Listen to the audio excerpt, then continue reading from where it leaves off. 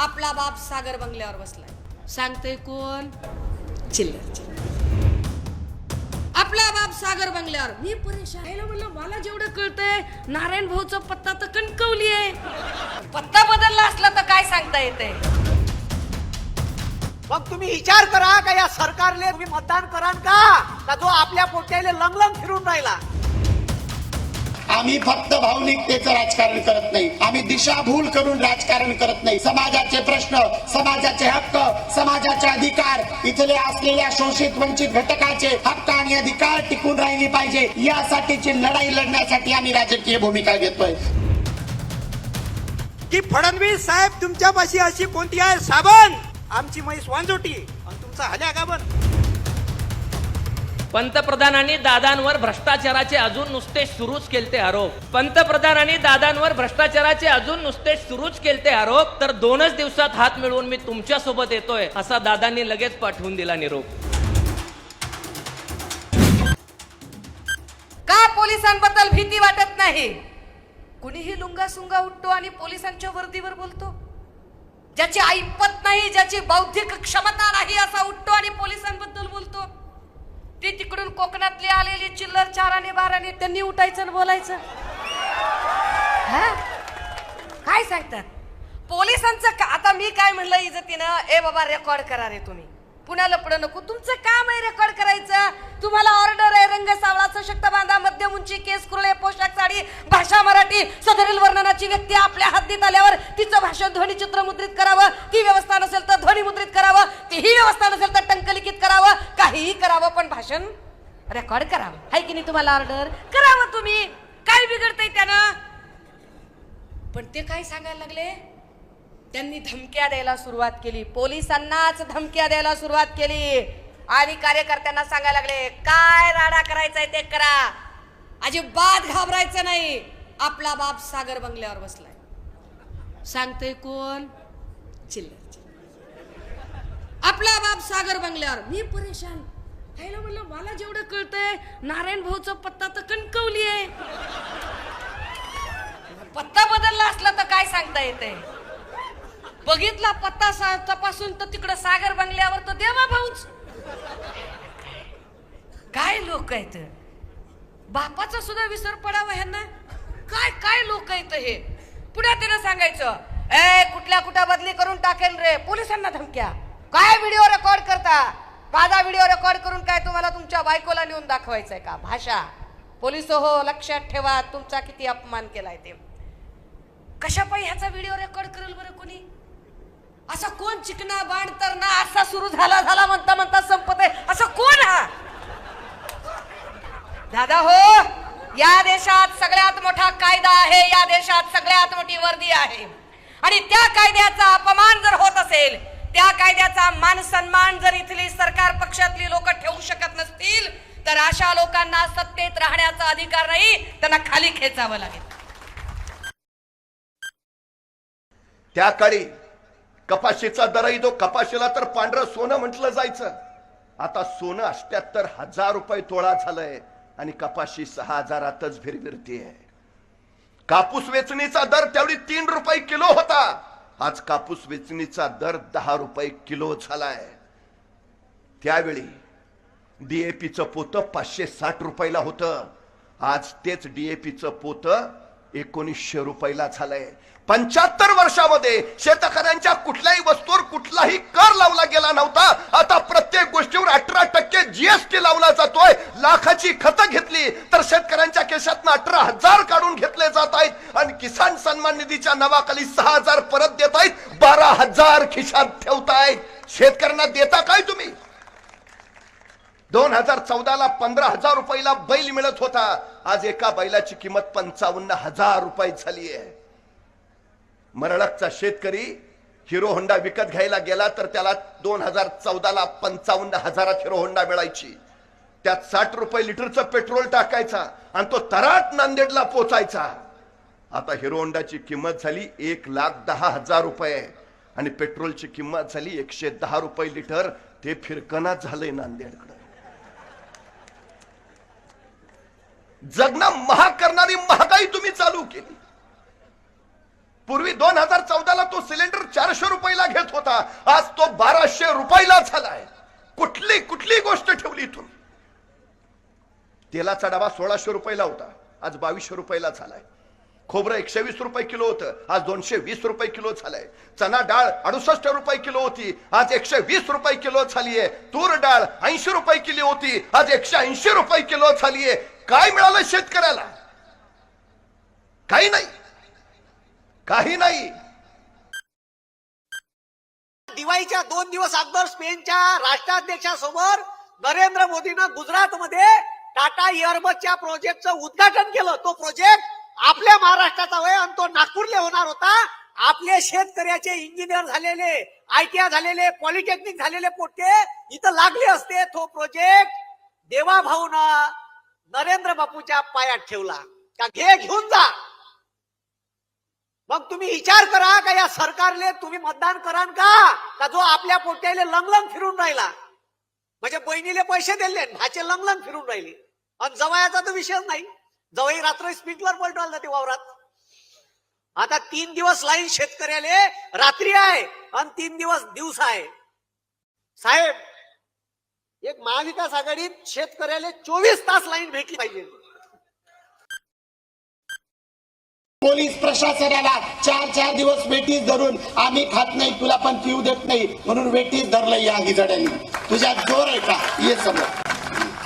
आम्ही फक्त भावनिकतेचं राजकारण करत नाही, आम्ही दिशाभूल करून राजकारण करत नाही. समाजाचे प्रश्न, समाजाचे हक्क, समाजाचे अधिकार, इथले असलेल्या शोषित वंचित घटकाचे हक्क आणि अधिकार टिकून राहिली पाहिजे यासाठीची लढाई लढण्यासाठी आम्ही राजकीय भूमिका घेतोय.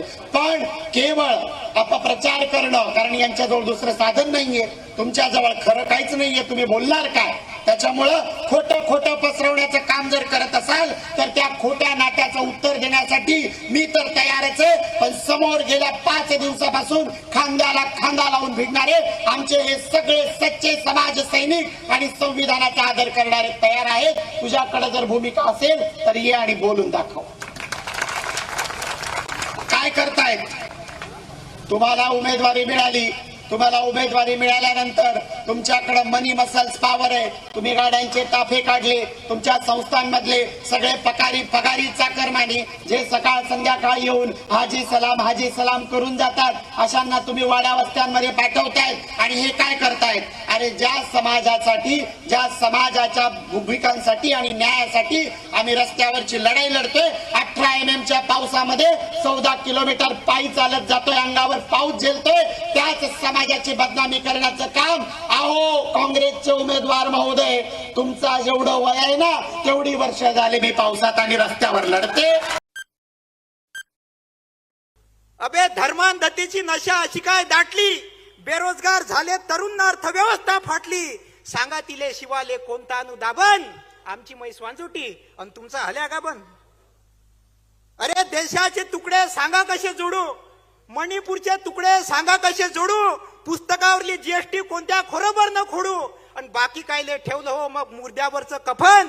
आमची म्हैस वांजोटी आणि तुमचा हल्या गाबन. उपाशापोटी देशभक्तीची हवा, अदानी अंबानी खाऊन राहिले मेवा, आणि 6,000 रुपयात शेतकरी सांगा वर्षभर कसा जगन. आमची म्हैस वांजोटी आणि तुमचा हल्या गाबन. आणि लाडकी बहीण म्हणजे नुसतं योजनेचं टोकन. आजी इथं जर असन तर तुझ्या नवऱ्याचे, तुझ्या पोराचे सोयाबीनचे पोते या चोरांनी दाबले. तुझ्या पोराईच्या 62,000 शाळा हे लोक बंद करून राहिले. लक्षात ठेवा, आयुष्यात हे लोक आम्हाला काय सांगतात, हिंदू खतरे में है, मुसलमान खतरे में है, आणि आमच्यापासून माणसाला तोडतात. लक्षात ठेवा, आयुष्य खूप सुंदर आहे. पवार साहेब तुमची माफी मागतो, आयुष्य खूप सुंदर आहे. फक्त मित्रांमधला एकनाथ, नात्यातला अजित आणि माणसातला फडणवीस ओळखता आला पाहिजे. हो, महायुतीचं सरकार आपल्याला माणसाला जोडून देत. वतन के चाक दामन को कभी सिलने नहीं देती, कमल दिल में मोहब्बत का कभी खिलने नहीं देती. ये हिंदू ये मुसलमान चाहते तो है बहुत, लेकिन साली भाजप इनको आपस में मिलने नहीं देती. पंतप्रधानांनी दादांवर भ्रष्टाचाराचे अजून नुसते सुरूच केलते आरोप. पंतप्रधानांनी दादांवर भ्रष्टाचाराचे अजून नुसते सुरूच केलते आरोप. तर 2च दिवसात हात मिळवून मी तुमच्या सोबत येतोय असा दादांनी लगेच पाठवून दिला निरोप. पंतप्रधानांनी दादांवर भ्रष्टाचाराचे अजून नुसते सुरूच केलते आरोप तर 2च दिवसात हात मिळवून मी तुमच्या सोबत येतोय असा दादांनी पाठवून दिला निरोप. तेव्हाच सिंचन घोटाळ्यात पाणी मुरल्याची मला झाली आहे खात्री. तेव्हाच सिंचन घोटाळ्यात पाणी मुरल्याची मला झाली आहे खात्री. मंत्रिपदाची शपथ उगीच कुणीही घेत नसतंय रात्री. मंत्रिपदाची शपथ उगीही कुणी घेत नसते रात्री. अशा शपथा दिवसा उजेडी जनतेसमोर घेतल्या जातात. अशा शपथा दिवसा उजेडी जनतेसमोर घेतल्या जातात, स्वतःला वाटेल तेव्हा नाही. अशा शपथा दिवसा उजेडी जनतेसमोर घेतल्या जातात, स्वतःला वाटेल तेव्हा नाही. पहाटेच शपथविधी केला तेव्हा नेमकी कुणाला आणि कशाची दिली ग्वाही. हात मिळवून दादा त्यांच्यासोबत सामील झाले की भ्रष्टाचाराचे आरोप पंतप्रधानांनी त्वरित केले बंद. हात मिळवून दादा त्यांच्यासोबत सामील झाले की भ्रष्टाचाराचे आरोप पंतप्रधानांनी त्वरित केले बंद. म्हणजे आधी दाब द्यायचा आणि घाबरला की मिठीत घ्यायचा. म्हणजे आधी दाब द्यायचा आणि घाबरला की मिठीत घ्यायचा. मोदींना चांगला लागलाय छंद. अहो तुमची सगळी दुनियादारी कळते सगळ्यांना. अहो तुमची सगळी दुनियादारी कळते सगळ्यांना. सगळ्यांच्या येतंय हळूहळू लक्षात. सगळ्या चौकशा गुंडाळल्या जातात, फक्त प्रवेश करायचा आहे तुमच्या पक्षात. अहो तुमची सगळी दुनियादारी कळते सगळ्यांना. सगळ्यांच्या येतंय हळूहळू लक्षात.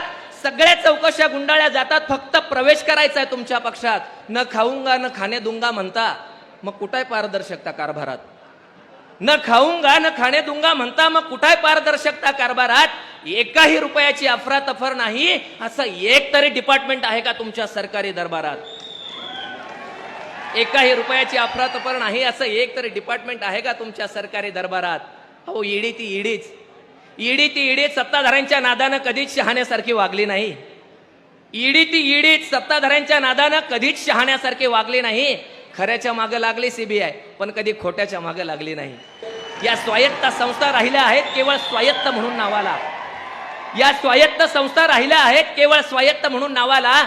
त्यांचा वापर चालू केलाय फक्त भीती दावाला. मग घाबरणारे घाबरतात कारण असतात दगडाखाली हात.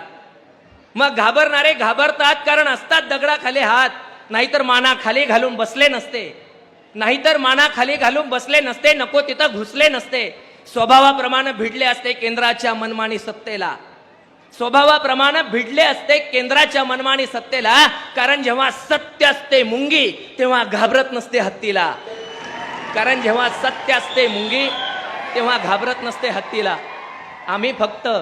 आम्ही केवळ सत्ताधाऱ्यांच्या विरोधात बोलतो असं समजून आज सत्तेत नसणाऱ्यांनी चुकून हे जाऊ नये हवेत.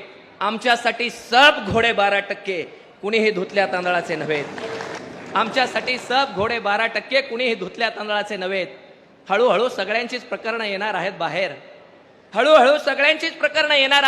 सगळ्यांचा होणार पाहुणचार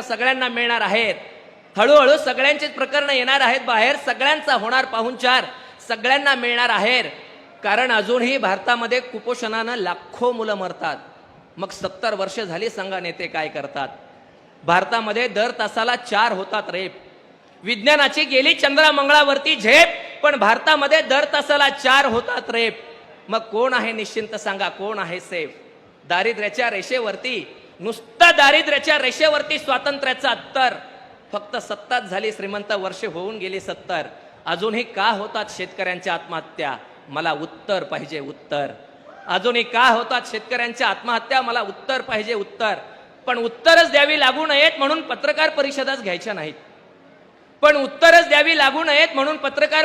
घ्यायच्या नाहीत. म्हणजे लोकशाहीच्या चौथ्या खांबासोबत ही वाकडं. पण उत्तरच द्यावी लागू नयेत म्हणून पत्रकार परिषदाच घ्यायच्या नाहीत. म्हणजे लोकशाहीच्या चौथ्या खांबासोबत ही वाकडं. प्रत्यक्षात कामाच्या नावानं बोंबाबोंब आणि नुसतं फुगवून सांगायचं आकडं. तसा लोकशाहीचा चौथा खांबही आता नावापुरता चुरलाय. चाटोगिरी करणाऱ्यांच्या यादीत आता पत्रकारही शिरलाय. आता इमान गहाण ठेवणाराही पत्रकार होतोय. अशी बातमी मीच माझ्या कवितेतून देतोय. आता मोजक्या प्रश्नकारांच्या शिरावरती आला आहे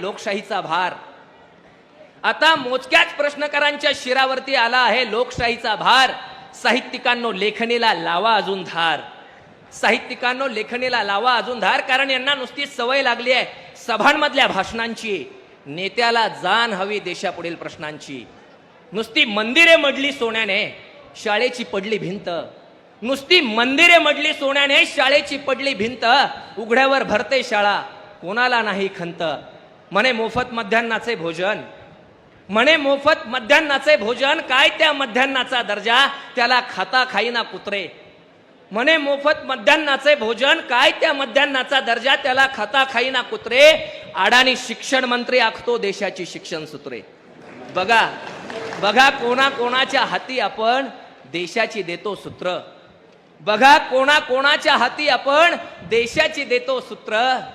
मित्र म्हणत म्हणत आपल्याच बोकांडी बसला मित्र. देशाच्या सीमा, नागरिकत्व हे शब्दही मुळात सुव्यवस्थेसाठीच असतात, शाही स्वव्यवस्थेसाठी नव्हेत. देशाच्या सीमा, नागरिकत्व हे शब्दही मुळात सुव्यवस्थेसाठी असतात, अमित भाई, शाही स्वव्यवस्थेसाठी नव्हेत. रंग वरचाच वाढत चाललाय फक्त. मला तिरंग्यातले सर्व रंग जसेच्या तसे हवे.